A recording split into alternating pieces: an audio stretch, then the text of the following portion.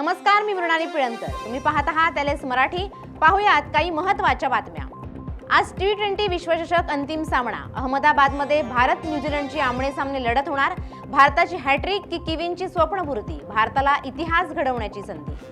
2 लाखांपर्यंत कर्जमाफी होणारच. मुख्यमंत्री देवेंद्र फडणवीस यांची ग्वाही. कर्जमाफी बँकेला द्यायची नसून शेतकऱ्यांना द्यायची आहे, फडणवीसांचं वक्तव्य. मुंबईकरांसाठी महत्त्वाची बातमी. सायन पूल वाहतुकीसाठी खुला होणार. प्रशासनाकडून तारीख समोर. पूल 15 ऑगस्ट पासून वाहतुकीसाठी खुला करणार असल्याची पालिकेच्या अतिरिक्त आयुक्तांची माहिती. रुग्णालयात 30 मिनिटात उपचार सुरू करणं बंधनकारक. नवीन आपत्कालीन नियमावली लागू. प्रशासनाचा कडक इशारा. BMCचा निर्णय. मुंबईकरांनो, रेल्वेचं वेळापत्रक पाहूनच घराबाहेर पडा. मुंबईत आज रेल्वेच्या तिन्ही मार्गावर मेगा ब्लॉक. ओव्हरहेड वायरच्या देखभाल दुरुस्तीचं काम केलं जाणार.